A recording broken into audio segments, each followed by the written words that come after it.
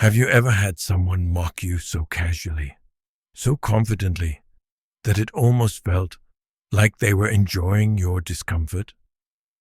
Have you ever wondered why certain people seem to look at you with that sharp, cutting smile, as if they know something you don't? And have you ever felt that strange sting, that quiet, private hurt, when someone younger dismisses you, underestimates you, or treats your age like a weakness instead of a lifetime of experience? I used to brush it off, telling myself it didn't matter, until her words became sharper, bolder, almost cruel.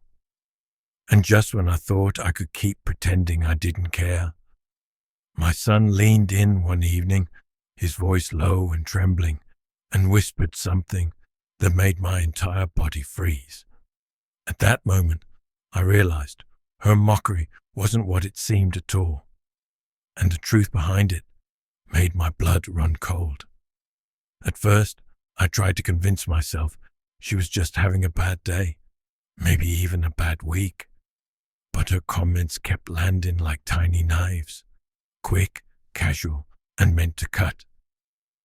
She'd smirk when I spoke, roll her eyes when I offered help, and throw little jabs that sounded like jokes, but carried a bite that stayed with me long after she walked away. I kept wondering what I had done to deserve it. I wasn't confrontational, I wasn't demanding, and I certainly wasn't trying to impose on anyone. Yet every time she passed by, there was that same mocking tone, that same amused cruelty, as if putting me down somehow made her feel taller. Still, something inside me whispered that her behavior wasn't really about me, that something deeper was feeding this strange hostility. And I had no idea how terrifyingly true that whisper would turn out to be. Days turned into weeks, and her subtle cruelty began to feel heavier, like a shadow that followed me everywhere. I found myself hesitating to speak, to laugh, even to offer a simple opinion, because I never knew when the next mocking remark would land. My confidence wavered, and the warmth I felt at home was clouded by unease. Then came the evening that changed everything. My son had been watching quietly, noticing the way she spoke to me, the way my smile faltered under her gaze. He didn't say a word at first, just studied the pattern, the small cracks her words were leaving in me. And then, as if he could no longer hold it in, he leaned close and whispered something that made me shiver. I couldn't move, couldn't speak, because I suddenly realized that the cruelty I'd been absorbing wasn't just about me. It was pointing toward a secret, a truth that I was utterly unprepared for. I could feel my heart pounding as my son's words hung in the air, fragile but heavy, almost as if even saying them out loud could summon something we weren't ready to face. The mocking woman didn't even notice the shift.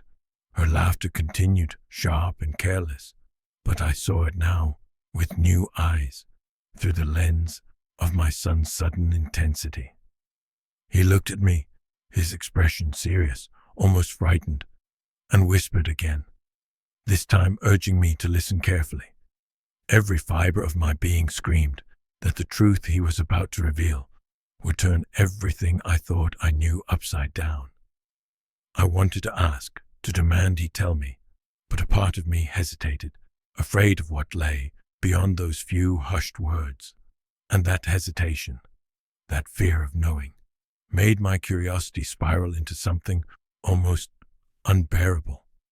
Then he finally spoke, his voice barely above a whisper, yet every word hit me like a thunderclap. She wasn't mocking me out of malice or jealousy. She was hiding something dangerous, something that involved my family in ways I could never have imagined. The truth spilled out piece by piece, revealing secrets I had never suspected. connections that sent shivers down my spine. Her cruel words were a mask, a warning, a desperate attempt to keep something buried. And I realized, with a chill I couldn't shake, that the threat wasn't just emotional, it was real. In that moment, the ordinary, everyday interactions I had shrugged off suddenly carried a terrifying weight, and I understood that my son's intervention had saved me from walking blindly into something far worse than I could have feared. As the shock slowly settled, I sat there, trying to make sense of it all. The fear, the anger, the confusion, they began to mix with a strange sense of gratitude. My son's quiet observation, his courage to speak the truth, had lifted a veil I didn't even know was there. I realized that cruelty often hides deeper struggles, secrets that we can't always see, and that sometimes the people we dismiss or underestimate are the ones who hold the key to protecting us. In that quiet moment, I felt a renewed appreciation for the bonds within my family, for the power of paying attention, and for the courage to confront truths we'd rather ignore, but cannot. Even now, when I look back, I still wonder, what if I hadn't noticed the signs? What if my son hadn't spoken up when he did? How many secrets, how many hidden truths are quietly shaping the lives around us just beyond our sight?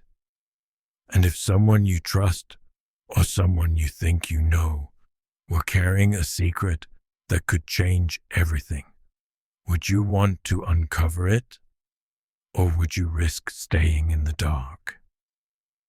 These are the questions that haunt me, and perhaps they should haunt you too.